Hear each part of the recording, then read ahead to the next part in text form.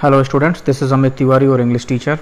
Students, today I am going to start a new lesson of First Flight book, and the title of the lesson is The 100 Dresses Part 1. The writer of this story is Eleanor Estes. Students, this story is about a young Polish girl, Wanda Petronsky, who along with her family has migrated to USA from Poland.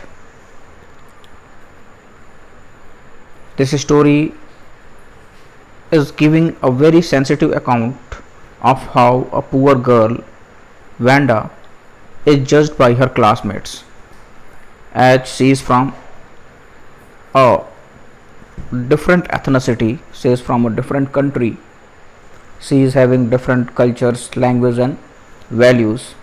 So the native of USA are not accepting Wanda easily.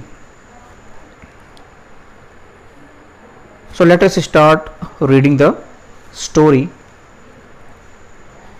The Polish American community in the United States. The first Polish migrants arrived in America in 1608, but the largest wave of Polish immigration occurred in the early 20th century, when more than 1 million Poles migrated to the United States. In 1608, the first Polish migration occurred in America, but a largest wave of Polish migration occurred only in 20th century, when more than 1 million Poles migrated to the United States. The Polish state did not exist at that time, and the migrants were identified according to their country of origin rather than ethnicity. During 1608,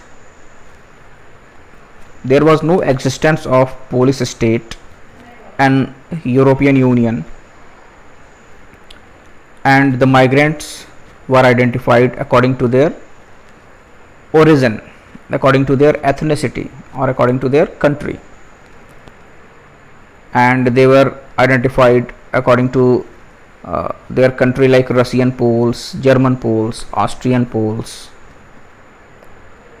One of the most notable Polish American community is in Chicago and its suburbs. So Chicago is sometimes called the second largest Polish country in the world, next only to the Warsaw, the capital of Poland. तो 1608 में सबसे पहले Polish migration होता है America में. उसके बाद 20th century में ये जो माइग्रेशन का रेट है बहुत ज़्यादा बढ़ जाता है.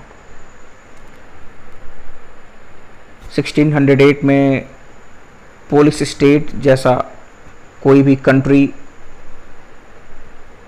या पॉलिटिकल बाउंड्री यूरोपियन यूनियन में नहीं था, और उस समय जो भी माइग्रेंट्स थे उनको उनकी एथनिसिटी, उनकी कंट्री के अकॉर्डिंग पहचाना जाता था. जैसे कि रशियन पोल्स जो कि रसिया से माइग्रेट होकर यूएसए में आए थे, जर्मन पोल्स जो कि जर्मनी से माइग्रेट हुए थे, ऑस्ट्रियन पोल्स जो कि ऑस्ट्रिया से माइग्रेट हुए थे.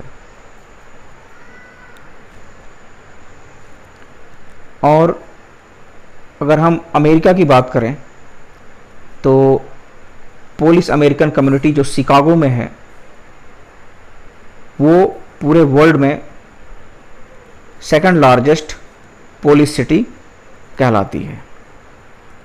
पहले नंबर पे पोलैंड की जो कैपिटल सिटी है वर्सा, उसमें जो पॉपुलेशन है उसका कंसंट्रेशन नंबर 1 पे. Polish Americans were sometimes discriminated against in the United States, as were the Irish, Italian and Jews.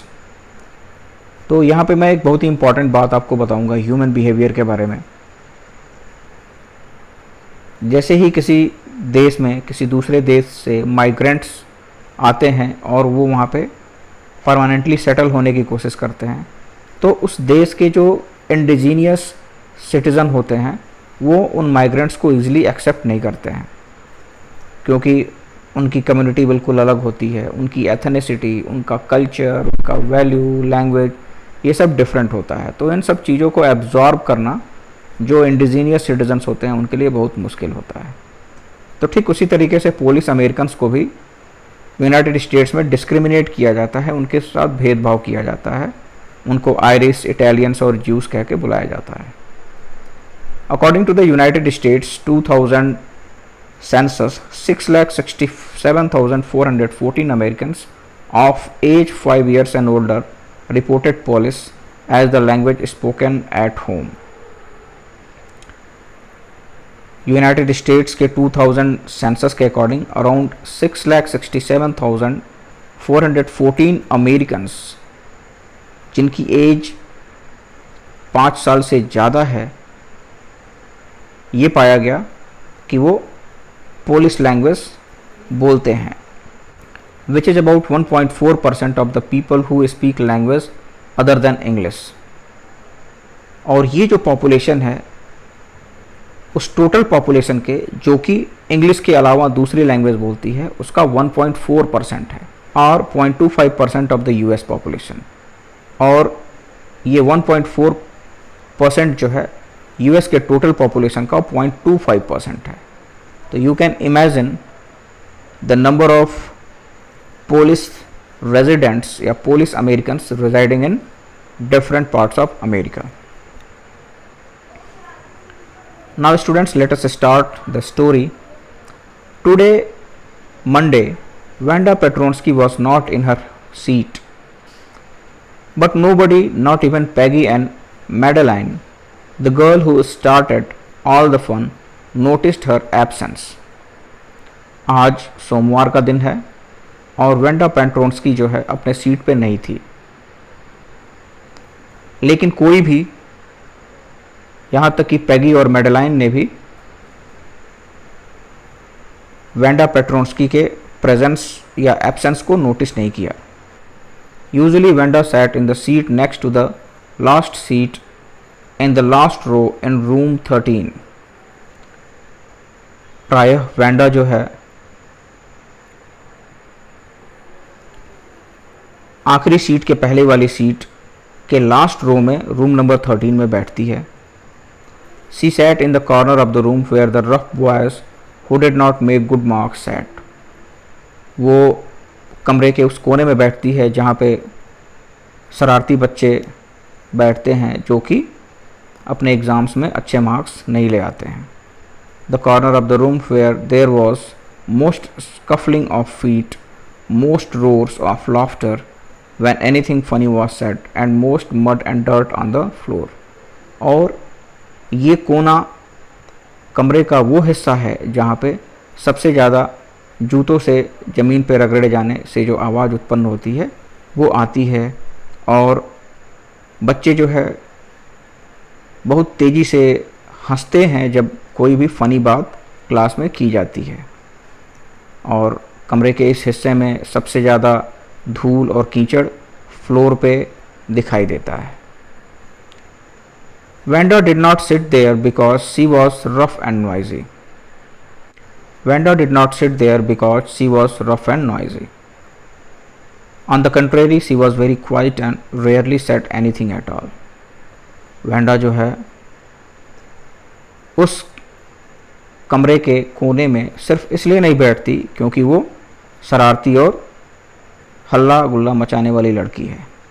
ठीक इसके उलट वो तो एक बहुत ही शांत और कभी कभार ही बोलने वाली लड़कियों में से है। And nobody had ever heard her laugh out loud, और किसी ने भी उसको ऊंची आवाज़ में हंसते हुए कभी नहीं सुना।